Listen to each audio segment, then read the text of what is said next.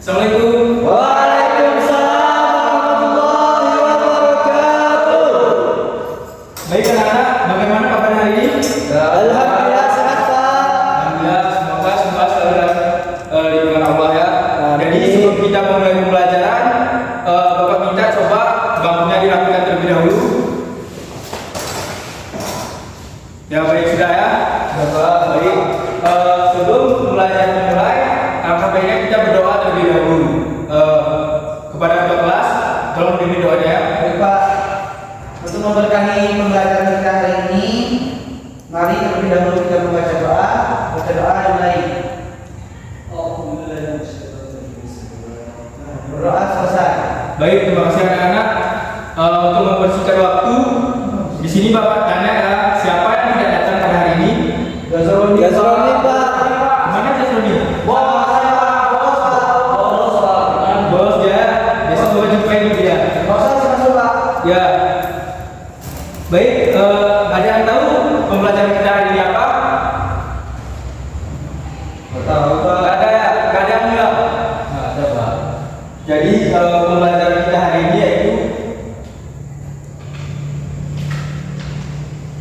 Al-Quran sebagai pedoman hidupku.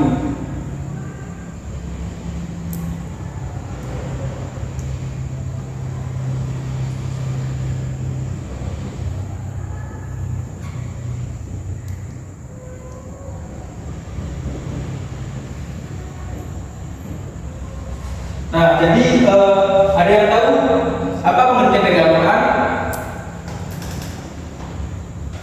Coba ada yang bisa? Ya. Saya Pak. Nah, coba dia.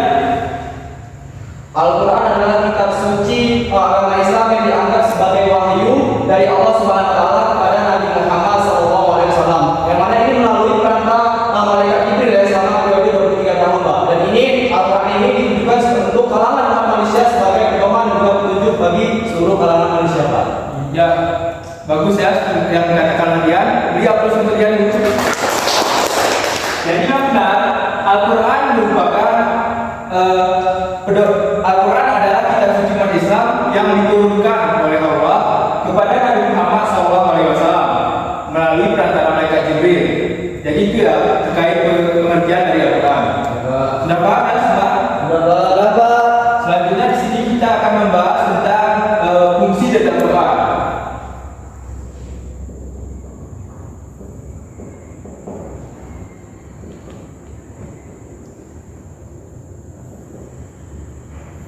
Nah, jadi anak-anak sekalian ada yang tahu apa saja fungsi dari Al-Quran? Ya Pak. Ya, coba lihat lagi. Sebagai sumber hukum Pak. Ya, nah jadi Al-Quran sebagai sumber hukum.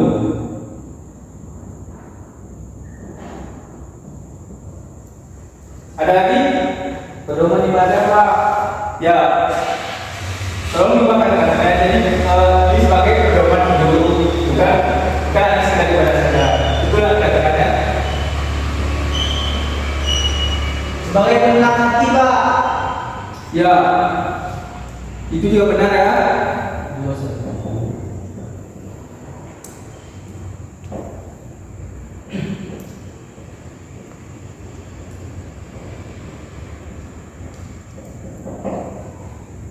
Nah, jadi benar yang disampaikan teman-temannya bahwa fungsi dari Al-Quran ini yaitu pertama sebagai sumber hukum. Nah, jadi Al-Quran ini merupakan sumber hukum utama dalam Islam yang menjadi dasar dari segala peraturan dan ketentuan dalam kehidupan bagi yang beragama Islam. Itu yang pertama ya.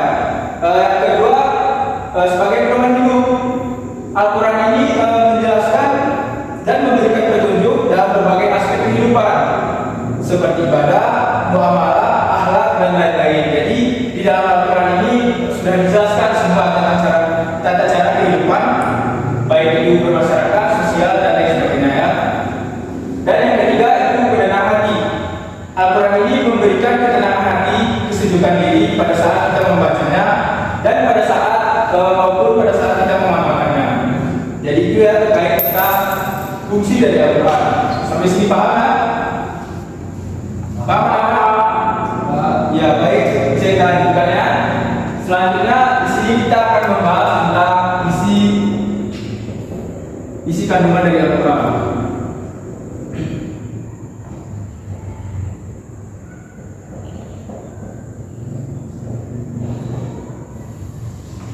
Nah, terkait isi kandungan Al-Quran, apa sudah ada yang pernah baca terkait ini? Belum ya? Baik, di sini jadi isi dari kandungan Al-Quran ini yaitu yang pertama membahas tentang tauhid. Nah, jadi isi kandungan pertama itu tentang tauhid. Al-Quran ini memberi penjelasan tentang tauhid, yaitu cara-cara kita untuk mendekatkan diri kepada Allah. Bagaimana caranya? Ya seperti itu. Yang kedua membahas tentang ibadah.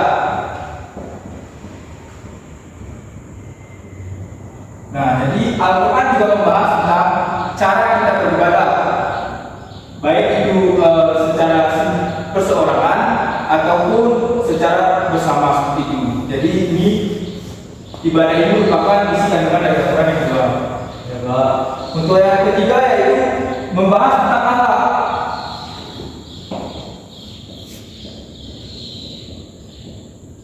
Nah, di dalam Al-Quran juga dijelaskan bagaimana akhlak yang baik bagi seorang manusia. Kita dilarang untuk berakhlak yang tidak baik, karena segala sesuatu yang baik itu sudah dijelaskan di dalam Al-Quran. Untuk yang selanjutnya yaitu ada terkait tentang hukum.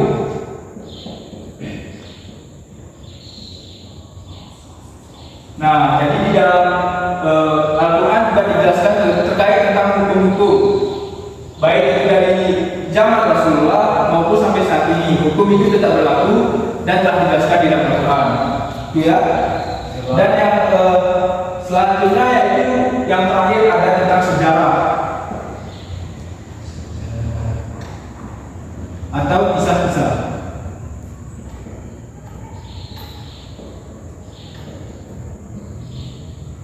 Nah, untuk yang terakhir ini sejarah dan kisah-kisah. Di dalam Al-Quran juga banyak dijelaskan tentang sejarah maupun kisah-kisah Nabi terdahulu yang kegunaannya adalah untuk mengambil hikmah dari sejarah tersebut dan meninggalkan sejarah yang tidak baik itu. Jadi itu ya terkait tentang isi kandungan di dalam Al-Quran. Mungkin sampai sini ada yang perlu ditanyakan? Tidak ada ya? Sudah paham semua? Sudah paham? Sama.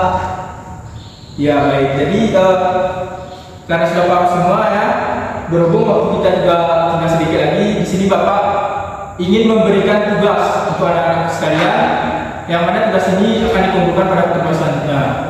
Baik, mohon dicatat ya tugasnya. Jadi tugasnya yaitu anak-anak sekalian menghafal dalil tentang nama-nama yang menjelaskan tentang nama-nama lain yang menjelaskan tentang Al-Quran. Minimal 2 dalil saja ya, dihafal beserta artinya, yang akan dikumpulkan pada pertemuan selanjutnya. Baik anak-anak, karena sudah paham semua, kita akhiri pertemuan pada hari ini. Angka poinnya kita sama-sama membaca Alhamdulillah. Alhamdulillah. Mohon maaf jika ada